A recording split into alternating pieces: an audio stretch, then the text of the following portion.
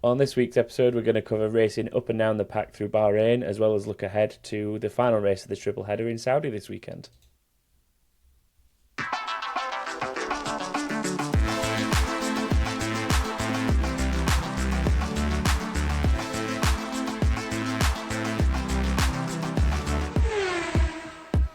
Hello and welcome to another episode of Back of the Grid.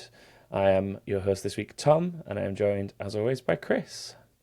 Evening. Good evening. An interesting race weekend, especially compared to the previous one, don't you think?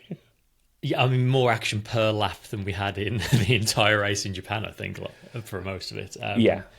Yeah, it's a really good one. I love this track. Like, considering it had used to get lumped into the kind of, oh, it's yet another Tilkedrome kind of thing, it's actually become one of the tracks you can generally rely on to produce a good race 9 times out of 10. Yeah.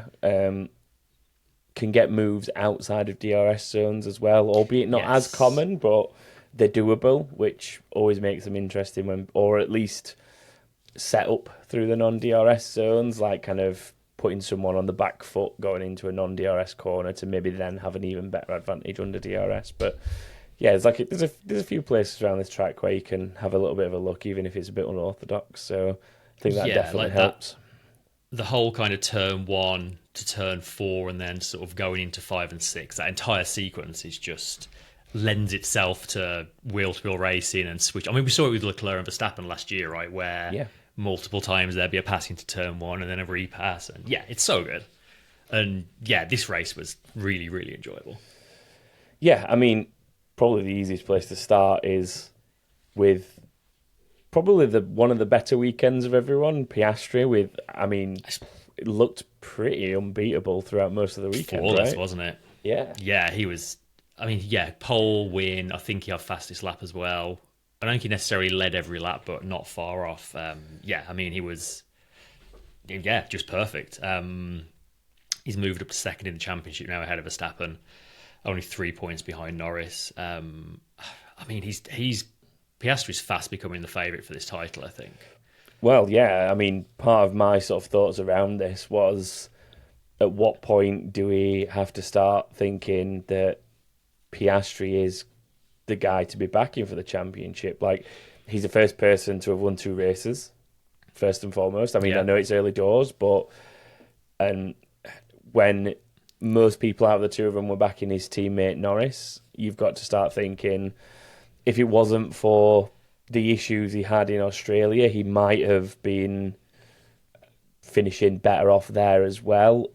If it wasn't for the team asking him to hold position in Japan, he could have maybe been chasing down Verstappen. Like, there's a lot of ifs and buts around it, but with those ifs and buts comes the fact that Piastri is closing that gap on Norris and potentially looking like the better of the two to take the title fight through this early stage of the season.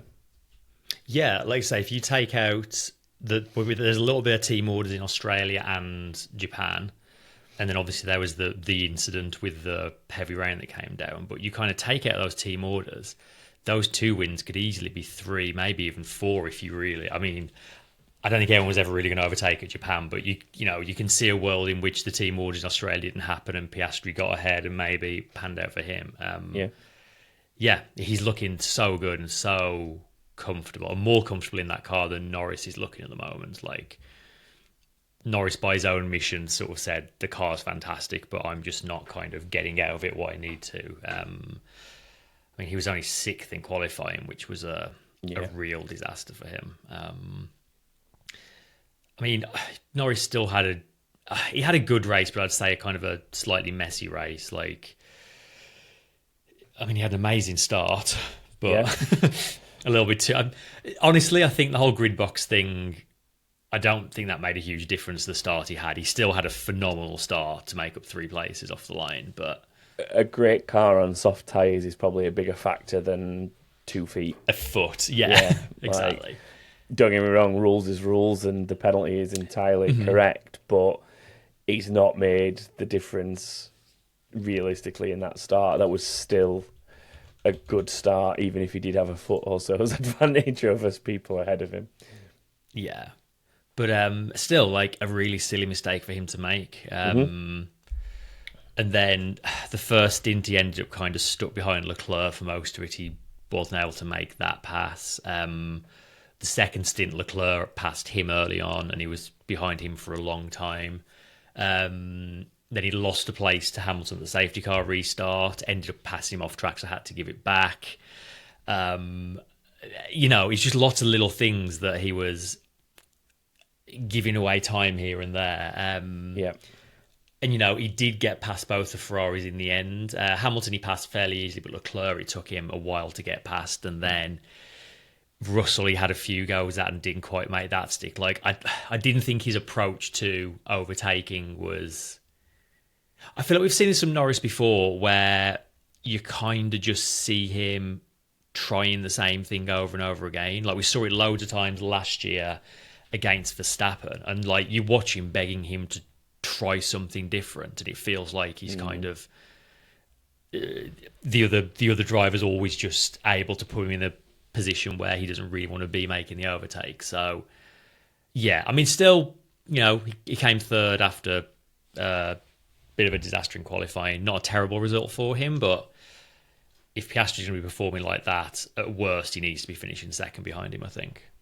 Yeah, I mean, probably not helped by being a little bit scrappy and a little bit over the edge, literally in one case with Hamilton, with the overtake after the safety car restart. I think you see this from Norris from time to time, which is some drivers like Verstappen, Hamilton, and the like get put in a little bit of an adverse situation, whether it's their own fault or through something else in like a qualifying session, and end up starting further back than they'd anticipate or they want to be starting.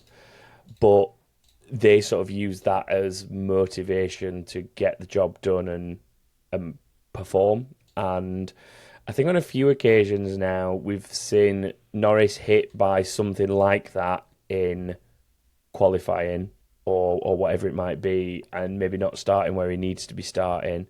And then it turned into a bit of a scrappy race for him. Now, to get from sixth to third and have the good fights he did with Ferraris, he's done that despite getting two... Oh, no, sorry, it was a 5-second penalty for the mispositioning. He didn't end up getting a penalty for going off track when overtaking Hamilton because he gave the place back and had to redo which it. is the right thing to do. But still, like, despite those setbacks, he's still been able to claw some places back. But then you sort of think, well, with how close he was to George Russell by the end, if he'd not made those mistakes and maybe got a little bit in his own head and had the scrappy race, he probably would have been finishing second behind Piastri. Like, that 5-second penalty alone, if he'd not made that mistake on the grid, he's probably ahead of Russell because he finished like within DRS range of Russell. So mathematically speaking, he's ahead of him and just somewhere between him, Piastri and Russell, just from that one mistake. So, yeah, I think it's not the first time we've seen that kind of race unfold for Norris after making mistakes or not being in the best form. I think it's probably his biggest weakness at the minute would be letting the mentality or the situation affect him a little bit too much. But I don't think it'd hinder him keeping this title fight alive for sure. I don't think it's just like he's going to suddenly start falling off and Piastri or somebody's going to run away with it. But I do think if he is going to become a world champion and potentially even a multiple world champion, he needs to get over that hurdle. And be able to still get the best out of the car and the situation despite whatever adversity is thrown at him, I guess.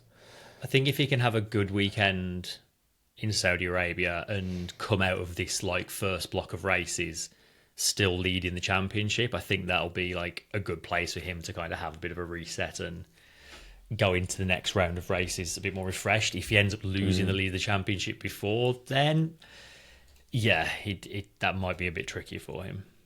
Yeah. I mean, in hindsight, we should have probably seen this coming because from memory, I don't think... In fact, this might be his first Bahrain podium. I feel like I may get corrected in comments, but from skimming back quickly, I'm pretty sure that he's never been on the podium in Bahrain. So No, I don't think he has. there is that. Like, maybe it's just a circuit he doesn't get on with. Like, everybody has them. So maybe it is a bit of an anomaly, like a circuit that he doesn't go well at. Because we all have our strengths and weaknesses, and maybe it is that. Yeah, could well be. We've already mentioned Russell a couple of times. He had an evening. Yeah. I mean, car issues aside, another really just solid drive from him. Like, he's continuing to qualify that car probably a place or two ahead of where it should be, and picking up results, picking up podiums. But yeah, so towards I guess it was in like the latter half of the race, wasn't it? The issue started. The sort of transponder in his car failed, and you started seeing him. I had a heart attack when I saw that. I just saw. I was like, "What? Like, he's not pitting? I don't think he's pitting. What's going on?" There's I've seen one screenshot of like the live map from during the race, and Russell is like a postcode over away from the circuit. But yeah, so the transponder was failing. He was pinging around all over the place in the timing. It also stopped his DRS working properly because the transponder is what's used to judge the gaps between the car.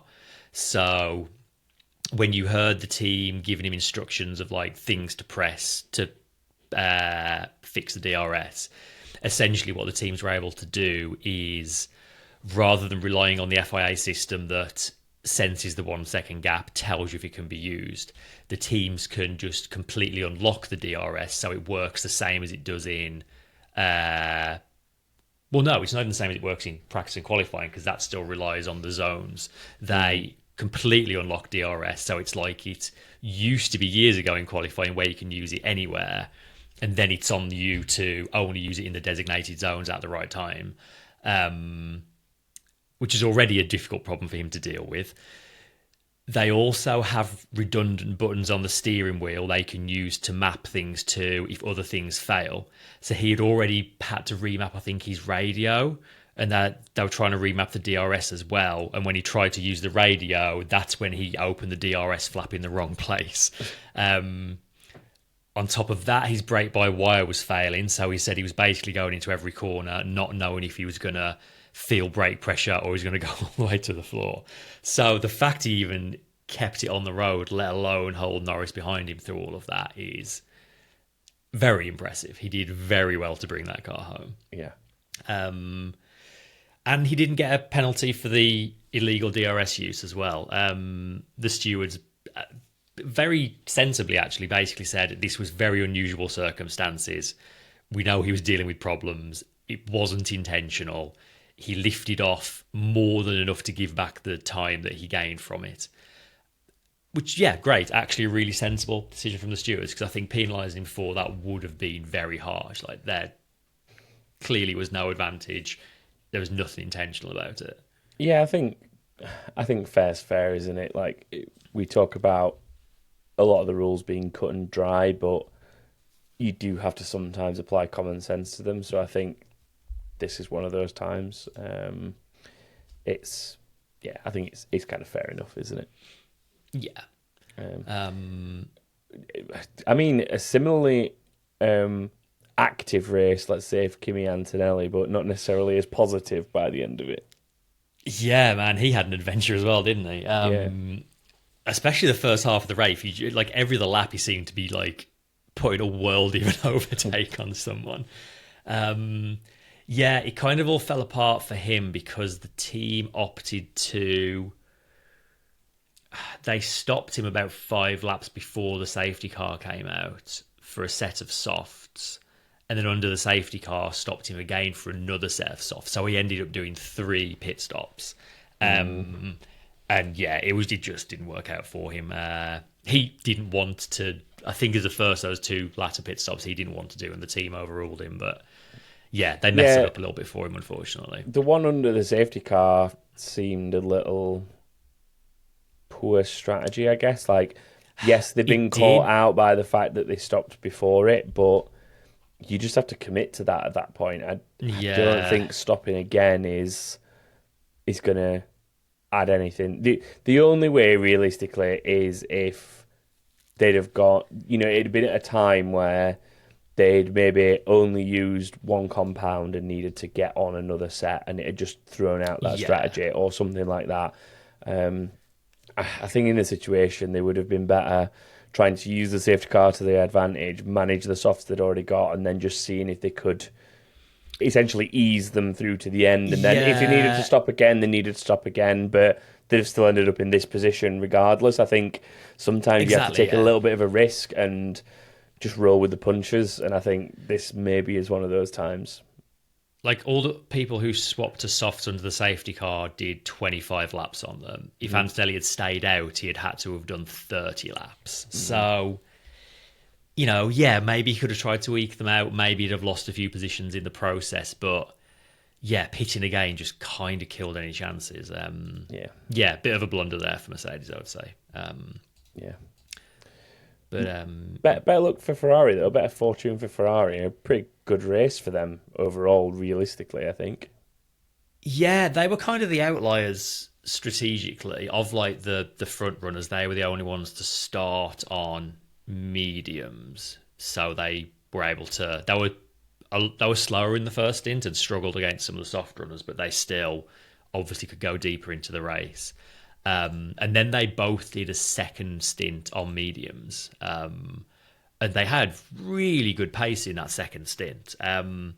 Like Hamilton after the race said that second stint was massive for him from a learning point of view. Like, he really got a feel for what the car needs and how he needs to drive it to get the most out of it. As it was,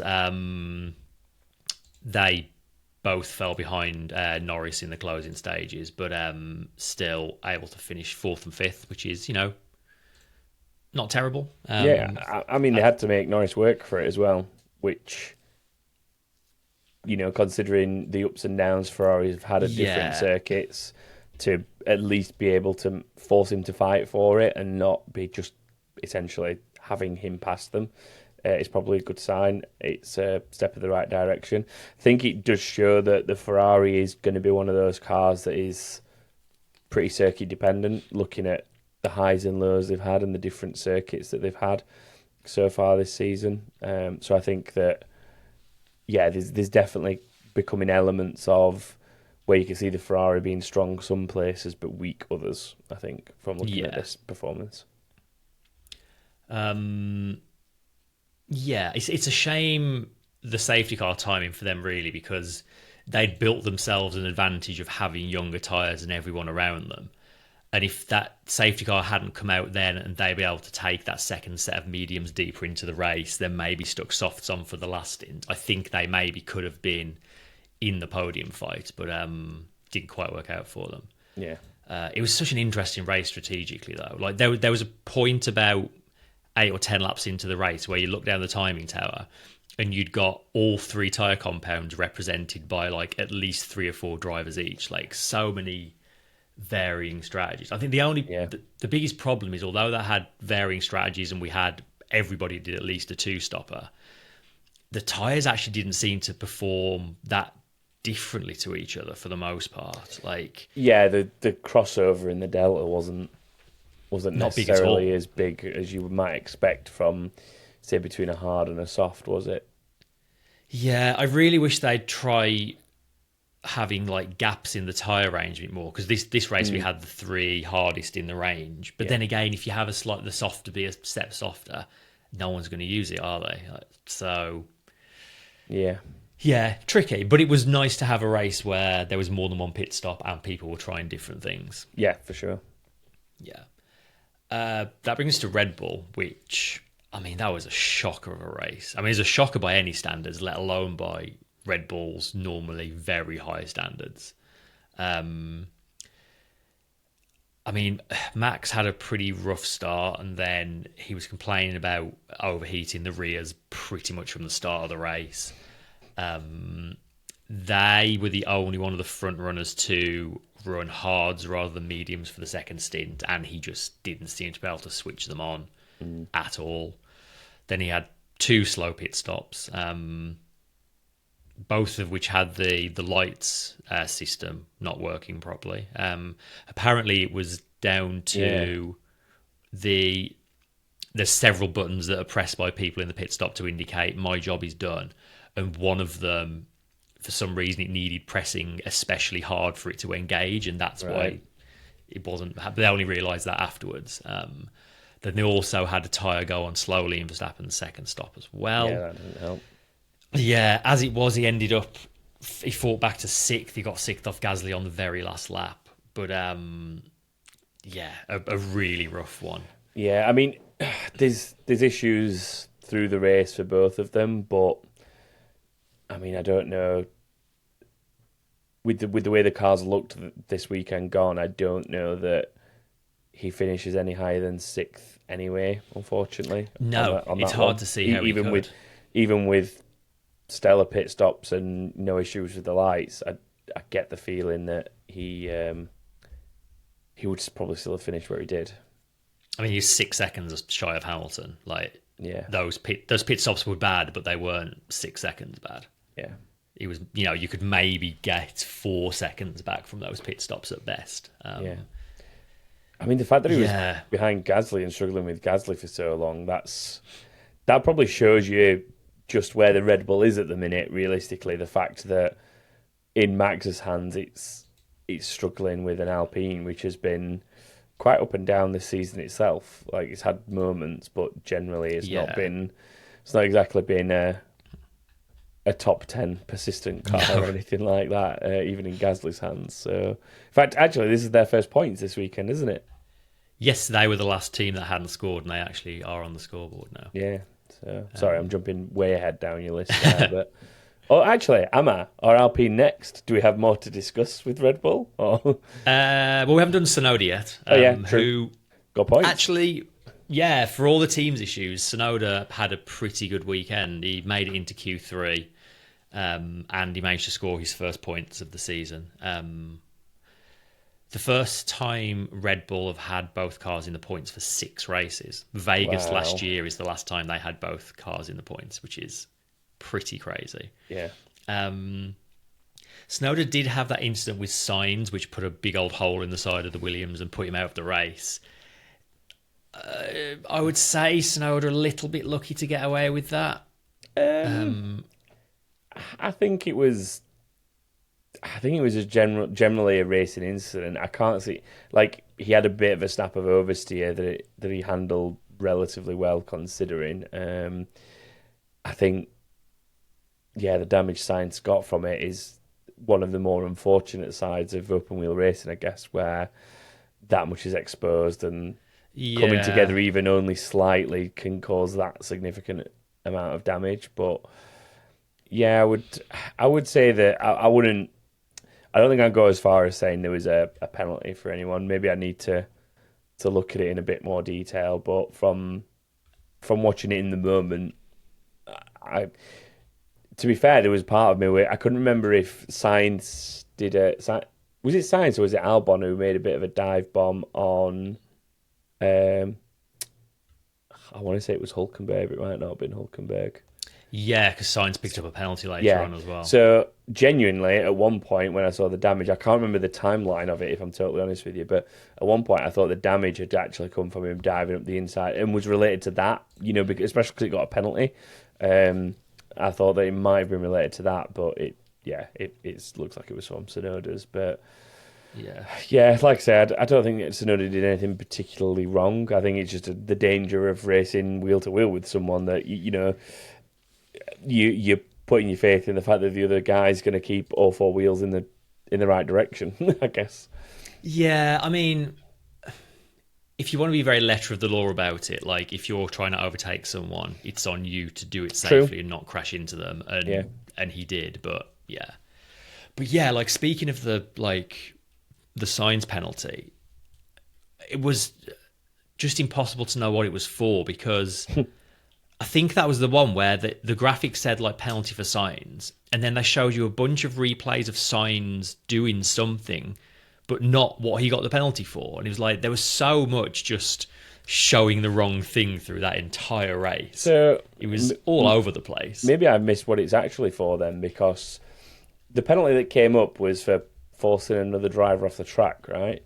That's what. It was Antonelli. Sainz got a penalty for an incident with Antonelli. Yes. So, but yeah, it was for forcing someone off the track. But at the replay I remember seeing, he didn't force anyone off the track.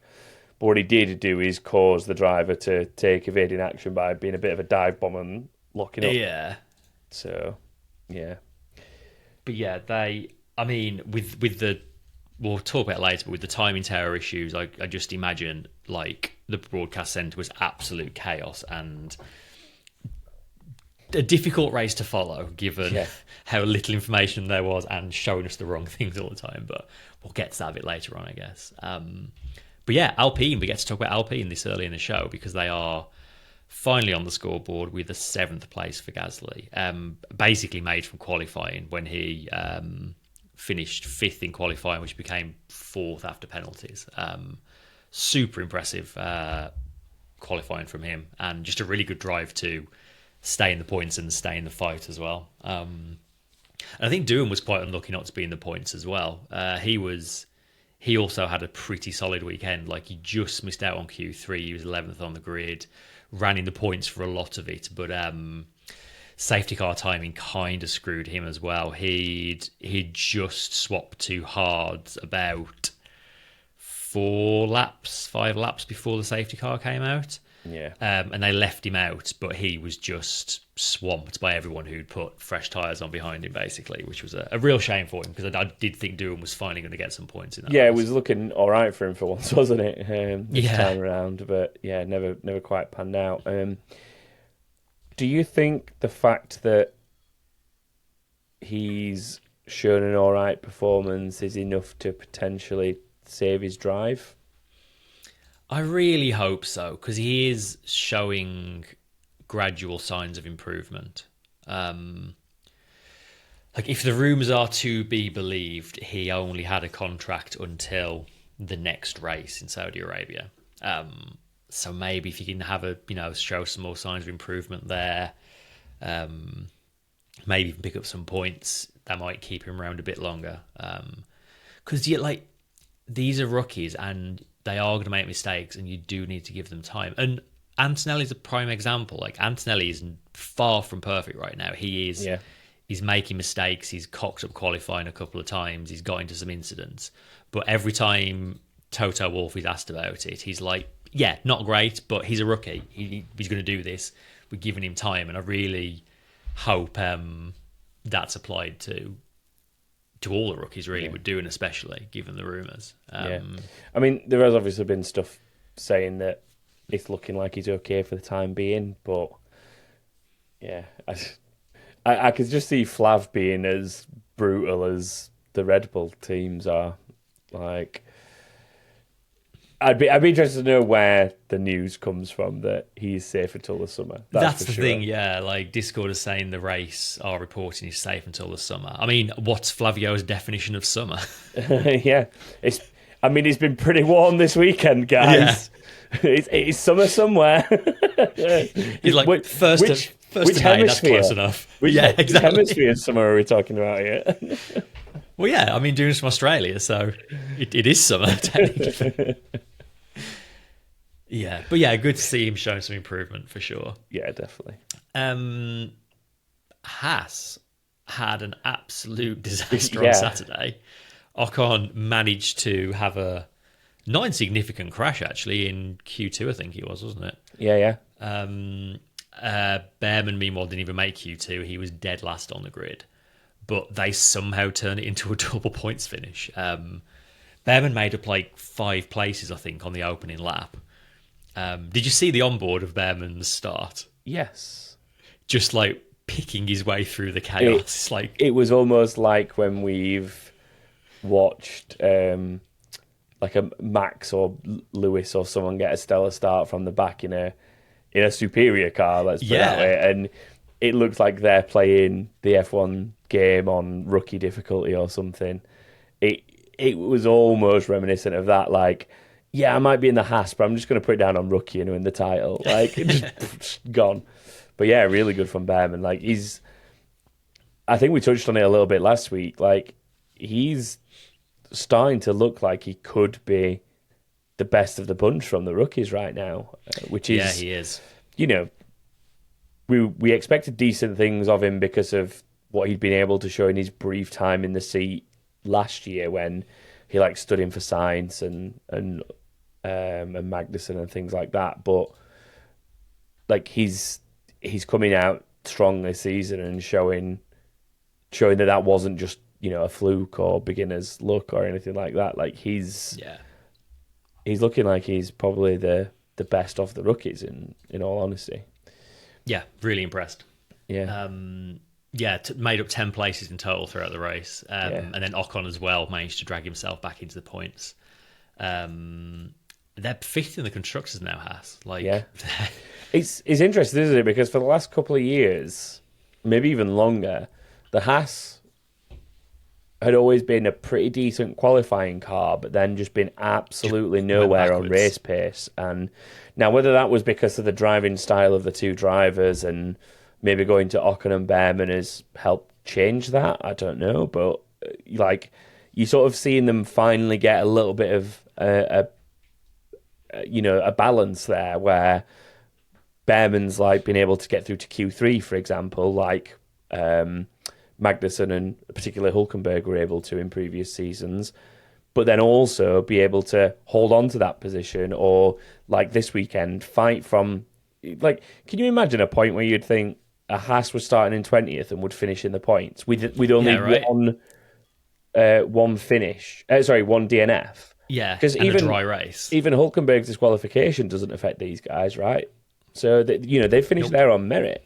Like that is impressive for Haas, and really impressive. Bodes really well for them going into future seasons. So I just hope they can build on it. Like I think we're getting very close to a fortunate position right now, and in a way, it's almost a shame that the regs are about to change. But we're in a fortunate position this season where there's no well, actually, there is Sauber, so I might stand correct on this, but there's no out and out awful team.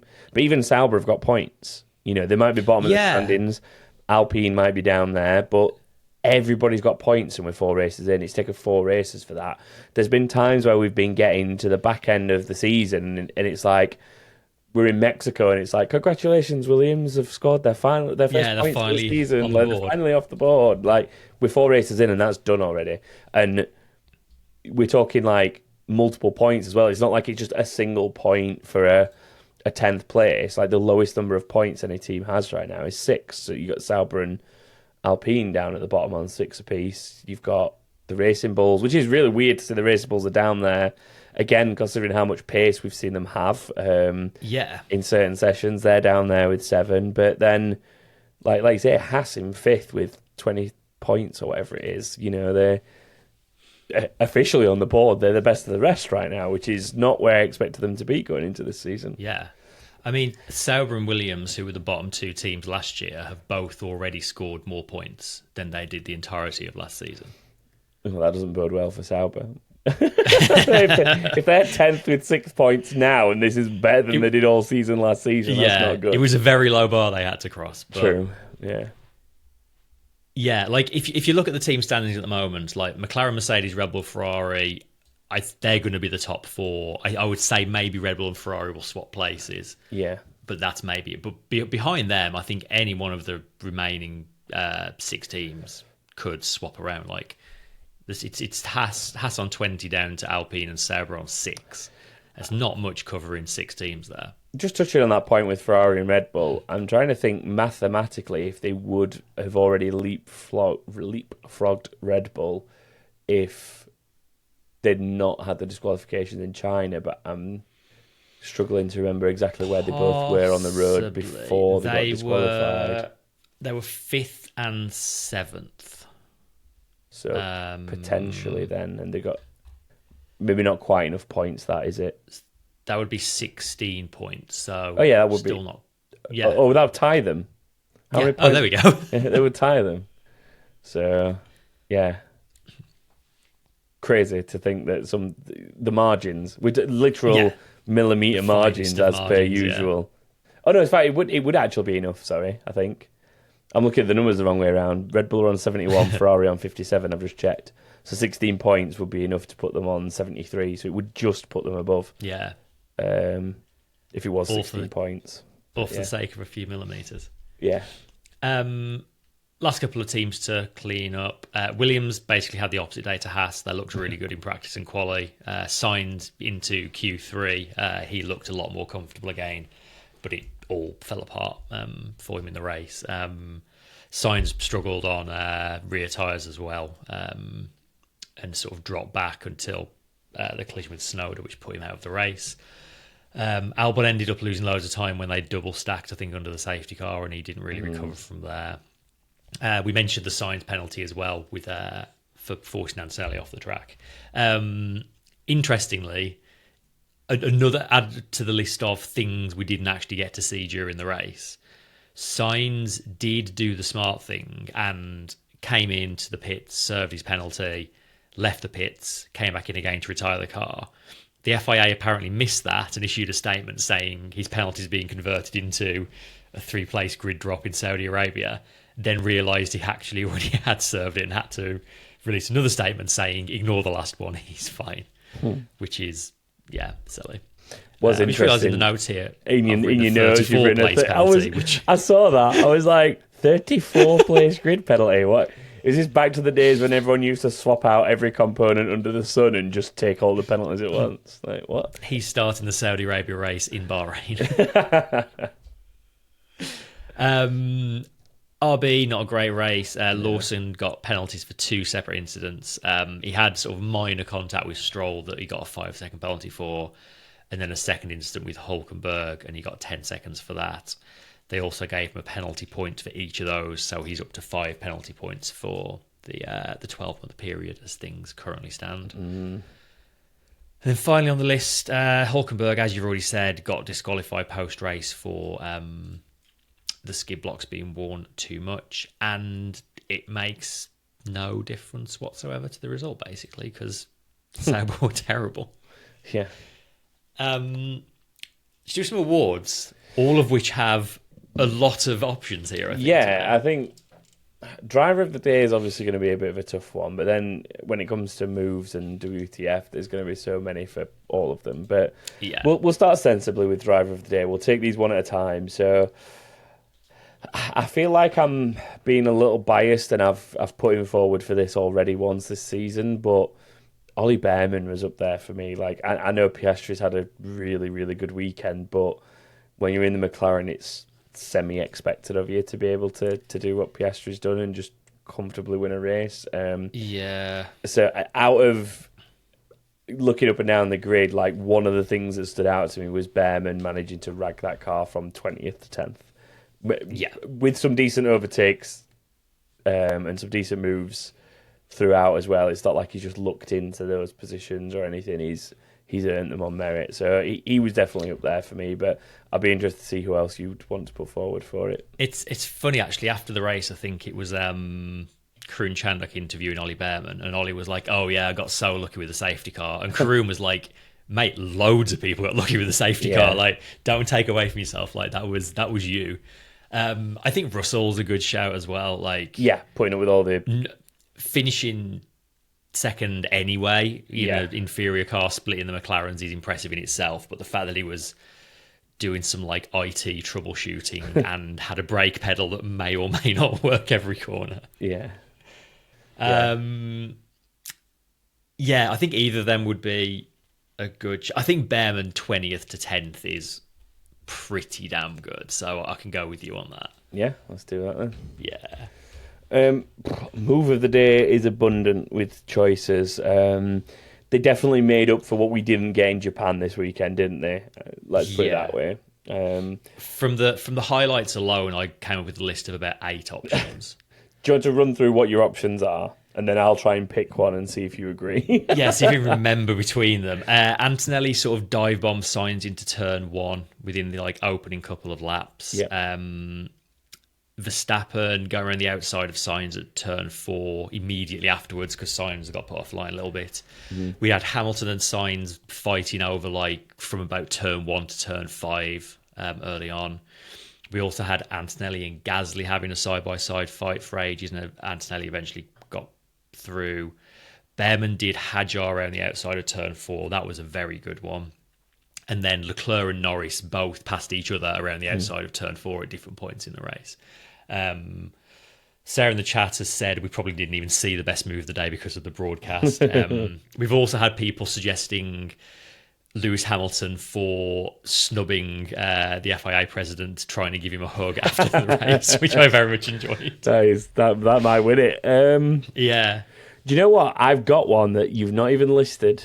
Oh, really? Hamilton getting Norris in turn 1 by being a wily... Oh, at the safety car restart. Yeah, at the safety car restart. Basically being like wily, eyes on Stokes driver saying, I've been here enough years to know that is not going to work in that corner.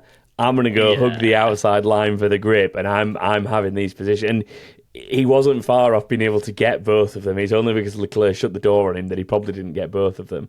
So that was definitely one that stood out for me. It's other than that. There were a few. Like the ones at turn 4, I think are always some of the better looking ones. Don't know why, but I feel like they look a little bit better than the turn 1 overtake. So anything going around the outside of someone at turn 4 always looks pretty impressive, but we have got a few of those to pick from. So I don't know how I'd narrow it down to one of them. From what I remember, the Behrman one was good, but to avoid giving him both awards, the Norris around the outside of Leclerc one was probably the best of the bunch, I would say, off the top of my head. That's the one where he just kept it inside the lines, isn't it? Yeah. Got a little bit. And Leclerc had like a massive snap of oversteer on the exit as well, yeah. I'm all right with that, if that's what you want to do. I mean, it could be any of them. Yeah. Let's give it that one. All right, and then last award for this week. Honestly, what the are we doing here? I mean... Go on, you give us the list. So much nonsense. All right, back to qualifying. Hulkenberg going out of track limits during Q1, not being noticed because they apparently weren't looking at that corner in as much detail because they didn't think it would be a track limity kind of corner, letting him go into Q2, and then afterwards going, oh, actually, that lap was deleted, but it's too late, we've already started Q2. And basically, the statement came down to, oops, sorry guys, we goofed that one. It was like... Yeah. And I think it was Albon who ended up getting eliminated in Q1 as a result. Like, you must be livid. Like, you've got knocked out of qualifying by a lap that should have been deleted, and they just weren't paying attention properly. Yeah, it's crazy how long it took. Like, 40 minutes according to Discord. Yeah, Discord are pointing out like it didn't get discovered until so much later than it should have. It's ridiculous. Yeah, it's quite crazy. Yeah. Another one, courtesy of Alex Albon, who sort of inadvertently suggested this. Albon, there were lots of young drivers in FP1. Luke Browning was in the other Williams, and Albon kind of nearly wiped him out because Williams did a bad job of telling Albon that Browning was coming around the corner on a fast lap. Albon got fined for it, but Albon made a point of saying that the fine he got for that was smaller than the fine Sainz had the previous race for using the toilet during the anthems. Like, yeah, ridiculous. I've seen some good press. I'll just very quickly on that note. I've seen some good press comments from Sainz regarding that. I'll not repeat them word for word, but he was making some interesting puns regarding his situation. Let's put it that way. Yes. And then, of course, the live timing breaking again. Yeah. Like, is that every race now where there's been some kind of issue with the timing tower? Probably. It's been at least 3, possibly all 4 of them.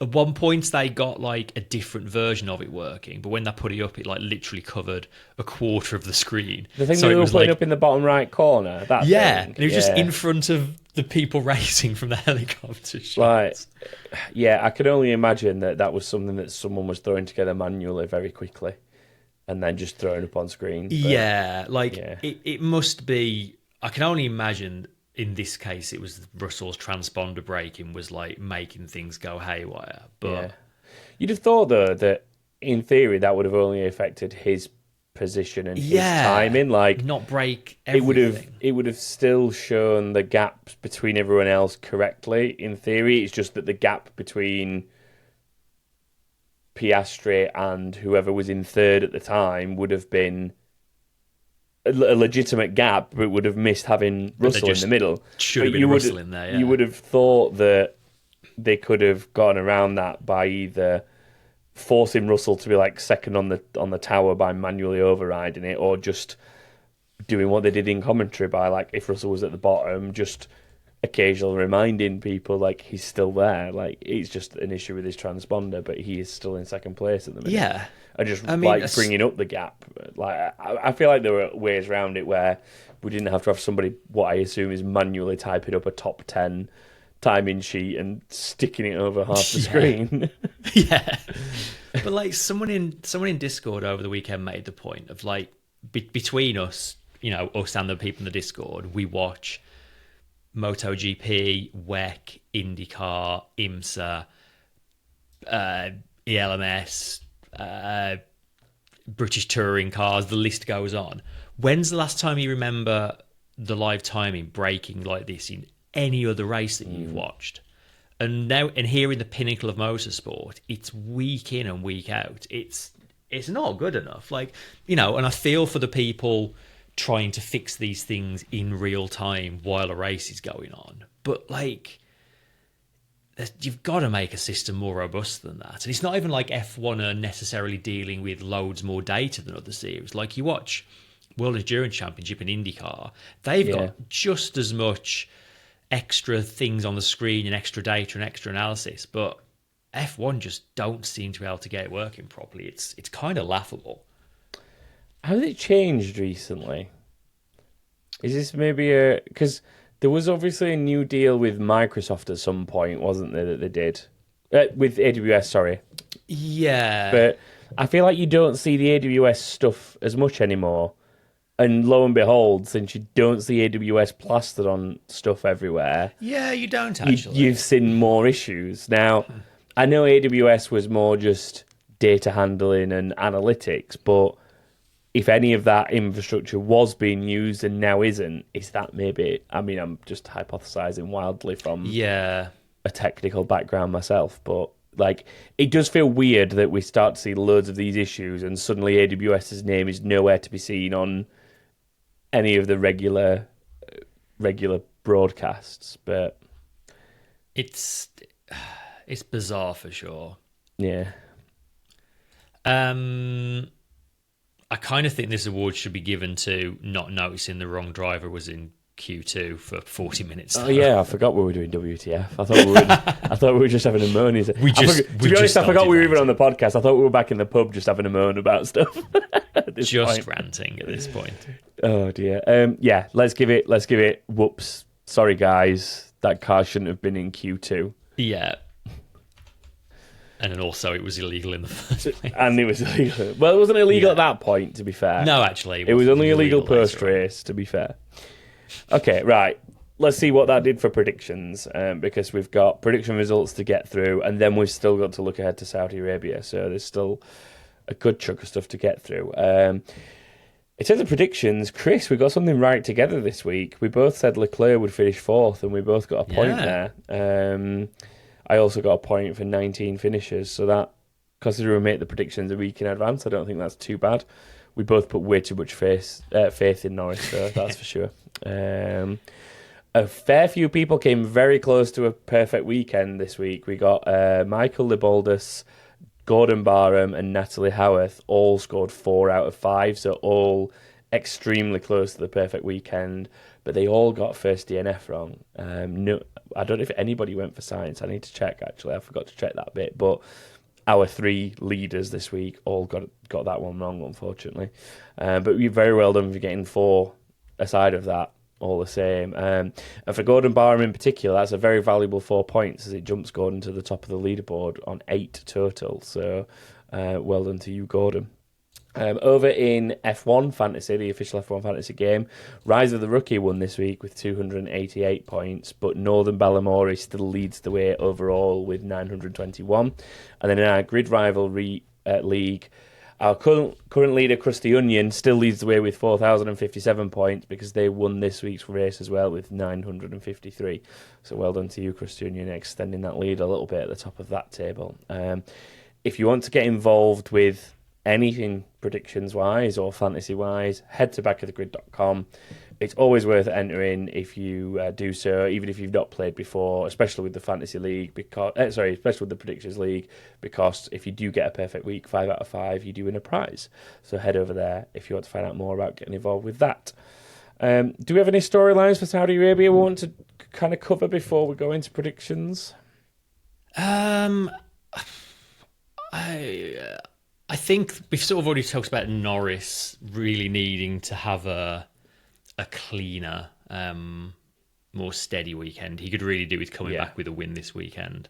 For sure. I mean, Red Bull need to shore things up and get their act together. There's already sort of talk of the exit clauses in Verstappen's contract starting to happen. Helmut Marko, I think, to German TV said he was starting to get concerned that if they don't start providing him the car he needs, he's gonna bounce. So they definitely need a bounce back as well. Yeah.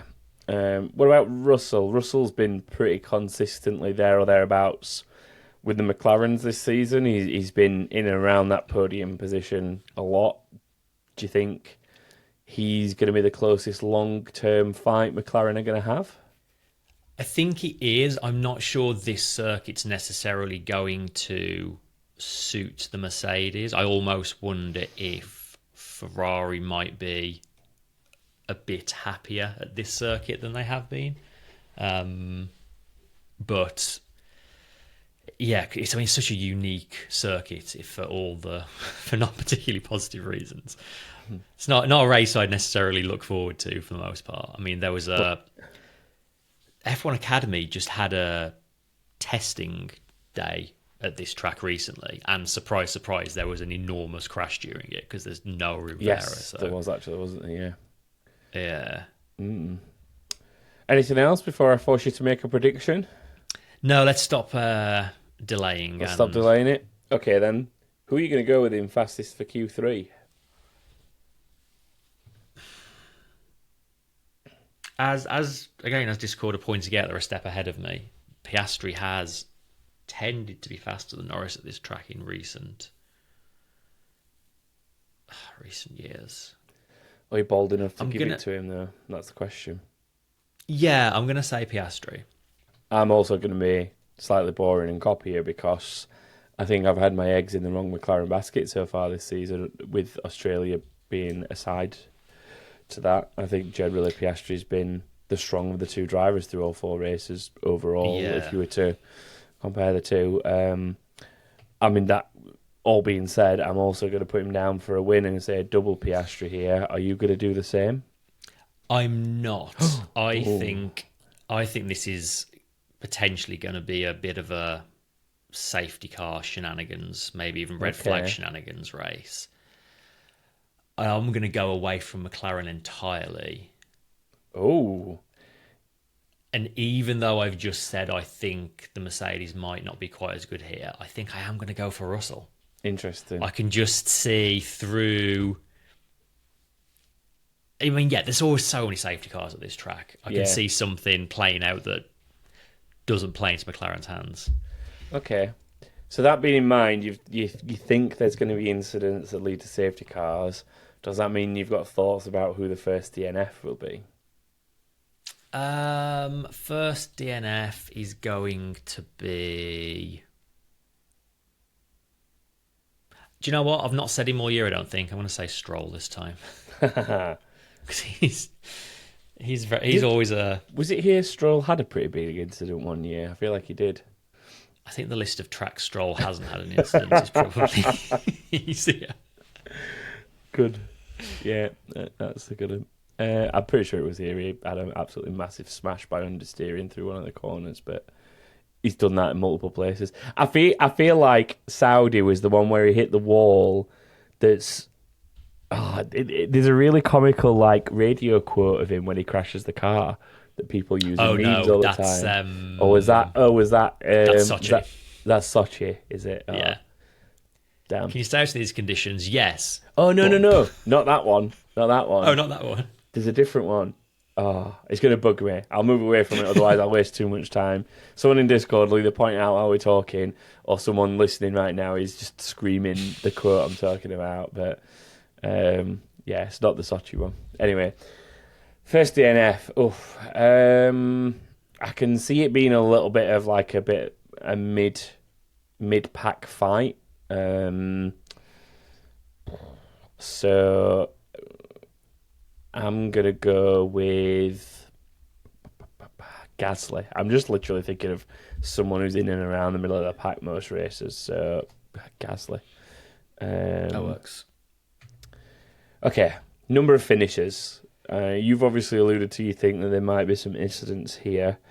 Yeah, I'm going to go 16. Oh, that's where I was going to go, so I might tweak a little bit. I'll be slightly more optimistic and go 17. Because generally speaking, we've had a decent number of finishes at every race so far. So even in a race like this where we do have incidents, I'm going to say that we'll still have 17 finishes. Okay, random driver. I need to go hit the button in the league. Oh, he's Kimi Antonelli. Ooh. Kimi Antonelli, I think that's a tough one right now. So, I mean, for context, when you think about it, Kimi Antonelli's had a 4th, a 6th, and an 11th this weekend. Although the 11th this weekend was a little bit of a consequence of that possibly unnecessary pit stop. Where was he running before that? So, like 8th, I want to say. Yeah, bottom end of the points, I think. So, all that being said, I am going to go with 7th, somewhere around where he's generally been finishing. What about you? I'm going to potentially upset some people. Oh. And I'm going to say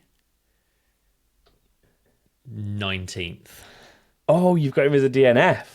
I don't think he's made. I flirted with him as my first DNF, but I have a feeling Antonelli's not going to see the end of this race for some reason.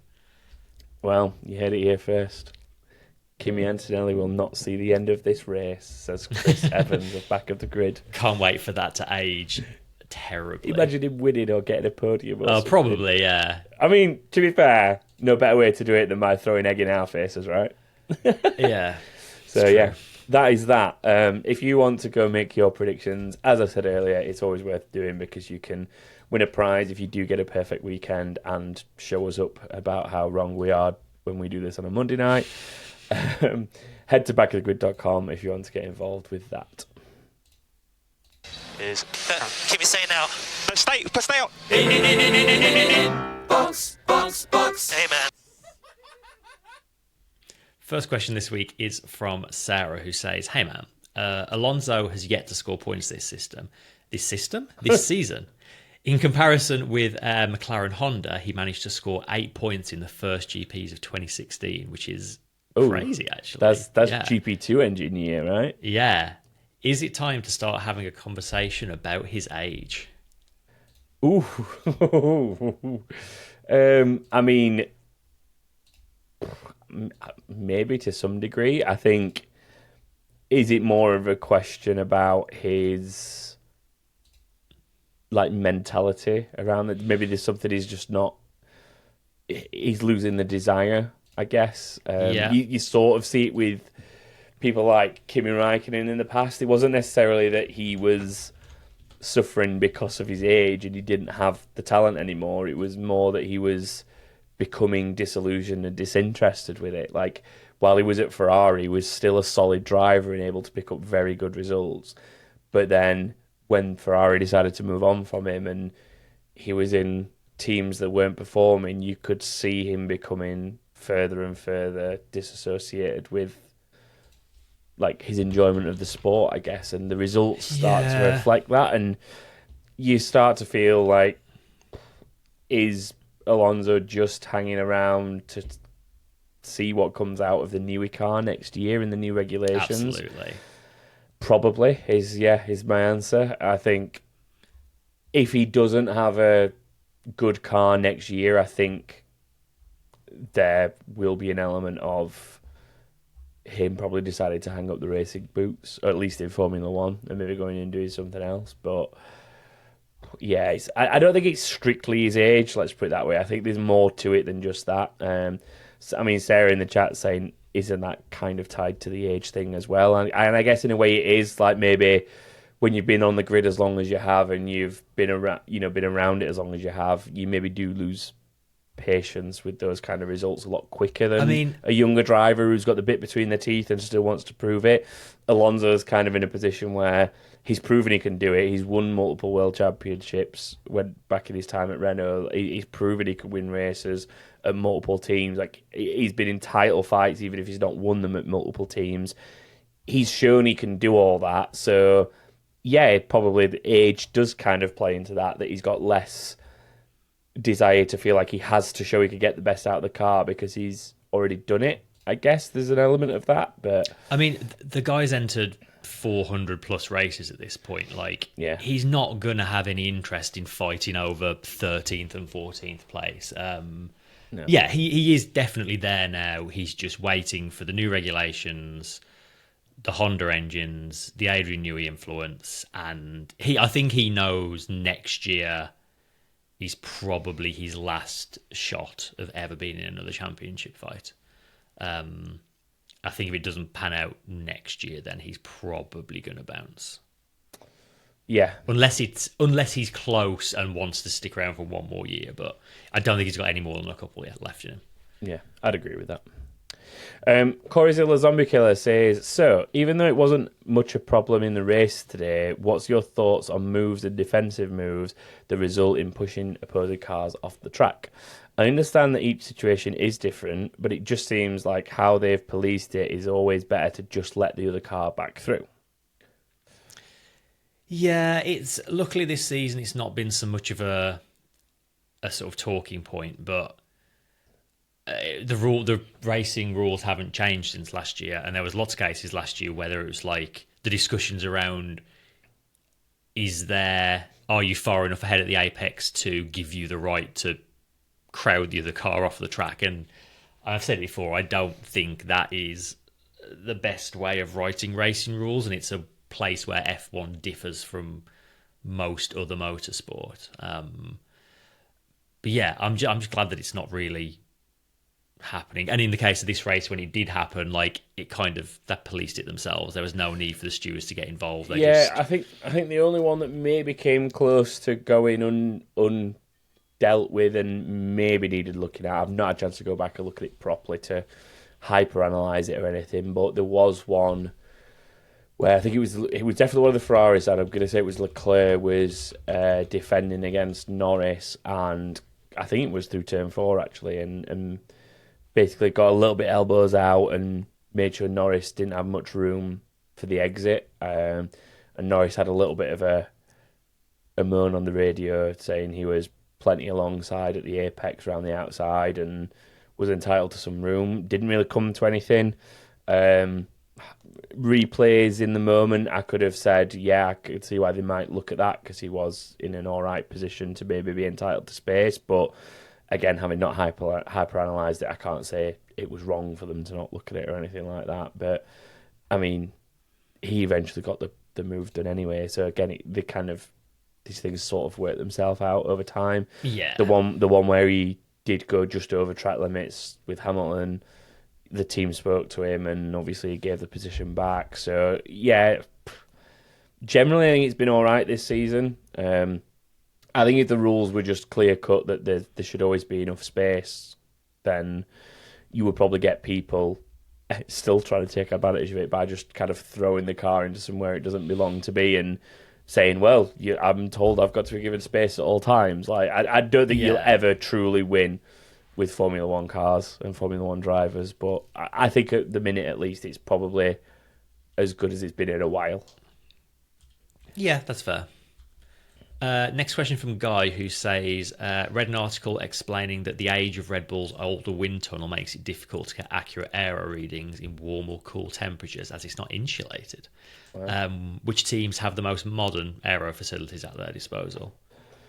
Oh, good question. So Aston is the newest one. They came online like late last year, I think it was. Yeah. Already McLaren. Yeah, McLaren opened their new one a year or two ago because they were using Toyotas before that, I think, in Cologne. Other than that, I'm not Williams 100% looking sure. at a new one in a minute. Williams are talking about building one. They've not got it yet, but I think they're just in the discussions with it. Yeah, I'm not sure how Mercedes one is, but yeah, Red Bull actually have one of the older ones on the grid these days. I mean, newer doesn't necessarily mean better. Like there was famously a number of years ago, Ferrari spent loads of money sort of renovating theirs and just had loads of correlation issues and ended up having to use different wind tunnels to figure out what was wrong with theirs. So Mercedes had a thing like that, did they not, as well? Yes, they did with the new ground effects. The ground effect stuff, yeah. And that's why they struggled so much when that introduced. But yeah, definitely Aston and McLaren have got the newest and, in theory, best ones. And as we've seen from this season, that means nothing if you're an Aston Martin. Well, I suppose it depends. When did they open the wind tunnel? Was it early this year? Early this year, late last year. So it's not so actually... so this year's cars have actually gone through it, to be fair. No.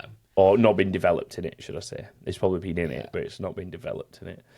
So, and ultimately, a wind tunnel's only as good as the people building the cars to put in it and operating it and running the test runs on it. So stick me in a wind tunnel like to analyse it, and I'll just go, I mean, it looks like aero, guys. Like, there certainly are some aerodynamics. Yeah, there's definitely wind going over that car and under it a little bit too. There's definitely wind in that tunnel. Right, last off this week, MPN says, will we see McLaren swap their support from Lando to Oscar before the summer break? And are last year's Helmut Marko claims about Lando not having the mental fortitude to be a world champion lingering in the back of McLaren's mind after the qualifying interviews?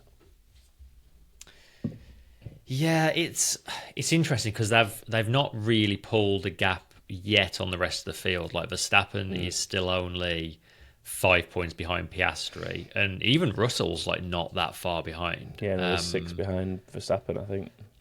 So it's not like they have the sort of Mercedes Hamilton Rosberg era thing where like we know it's going to be between the two of them. We can sort of not worry about the rest. So they do have to keep an eye over their shoulder, and if they do end up just constantly taking points off each other, Verstappen, Russell, maybe even Leclerc and Hamilton are going to stay within touching distance. But it's way too... I mean, before the summer break, I think is too early to start making a decision like that. Unless one of them massively falls off and the gap hugely grows, but I just can't see that happening. Yeah. It's difficult, isn't it? Because you've got Piastri, who's won 2 races and had potential to maybe be in the mix for a third. But then you've got Norris, who's been on the podium in every race. So at the minute, it's very close. I mean, that's shown in the points, 77 and 74.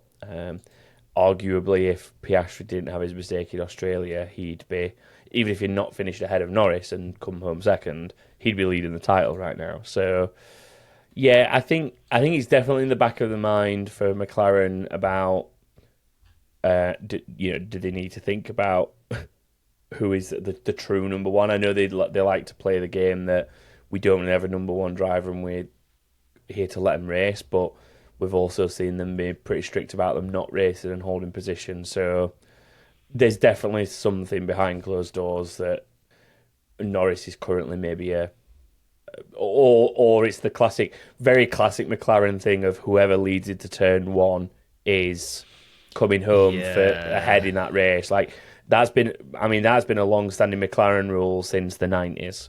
There's incidents with Hakkinen and Coulthard going back to the late 90s where the rule is whoever makes it to the corner first keeps the position. So I wouldn't be surprised if that's still, even though that was a different team entirely in terms of management, I wouldn't be surprised if there was a little bit of that is the McLaren ethos, like whoever is leading keeps leading to some degree. So yeah, I don't think the helmet Marco thing specifically will bother anybody at McLaren. I don't think it'd bother anyone outside of helmet Marco, if I'm totally honest with you. Not many people outside of Red Bull listen to what helmet Marco has to take it seriously, but I think overall the situation might be on their minds.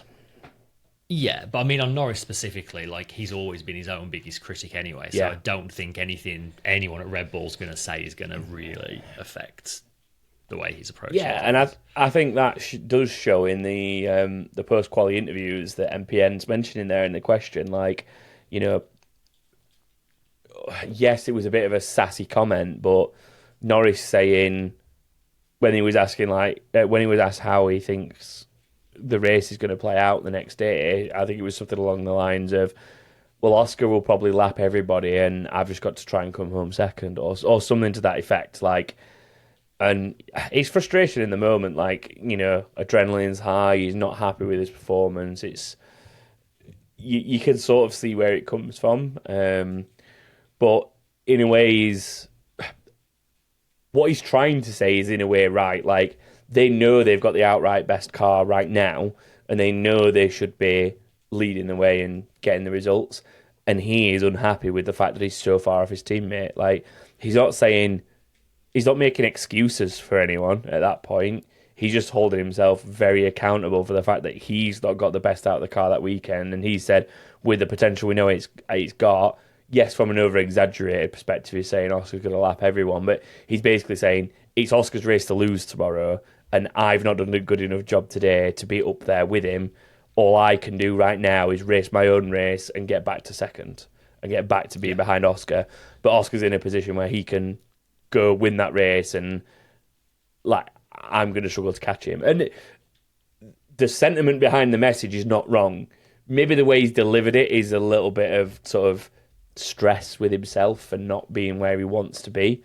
But I think, yeah, it comes out a little bit in the performance, like I talked about earlier. You see him be a little bit on the ragged edge and a little bit unruly with the car and getting himself into scrapes he maybe doesn't need to. But generally speaking, he also still gets the result. So he's somehow finding a balance somewhere. He's just got to aim for the better side of that balance more often than not, I guess. Yeah, 100%. I really can't see either of them really running away with this season. I think it's going to go, if not down to the last race, pretty close. Yeah, we've seen it before in the past between them, haven't we? You know, bit of tit for tat at different circuits where one favours the circuit more than the other, and you see different results. So, yeah, I think it'll be quite close between them for the majority of the season overall. And now we've said that, Norris will probably DNF like 3 races in a row, and Piastri will take a huge lead. And everyone's like, that's it, season's over. Yeah, it's all done. Right. Well, that is it for our coverage of Bahrain and preview of Saudi Arabia. So we hope you've enjoyed it. We'll be back next week to obviously review the Saudi Arabia GP. If you're entering predictions for the Predictions League, remember to head to backofthegrid.com and get those predictions in before qualifying starts on Saturday, because that is when everything locks down. If you want to get in touch with us in general, maybe send us an inbox question or just correct us on something we've been entirely wrong about, because that's usually the case, then feel free to get in touch through the socials. We're on all the places, your X, Facebook, Instagram, TikTok, and we do check the comments and messages from all of them. So we'll try and get anything we can into the show that you send us for inbox. If you are here on YouTube, please do remember to like and subscribe if you enjoy the content, and obviously share it out to those who you think will also enjoy it too. We'll always do our best to read our comments here as well, so feel free to send inbox questions there. You've heard us mention Discord quite a few times. If you want to become part of that and be here with us live for the recordings, head to patreon.com/back of the grid. There's also some exclusive content that we put on there first. So we've just recently done an interview with a young British Formula 4 driver that's really of interest called Rowan Campbell-Pilling. So that's exclusive in full to Discord members, to Patreon members right now. It will be coming to YouTube in a more edited, cut down form over the next week or so. But if you want to see the thing in full, then head to Patreon to find out more about that. And then, yeah, that is pretty much all the things, I think. So we will be going for now, and we will see you post-Saudi Arabia to review all that. Goodbye, everyone. Bye.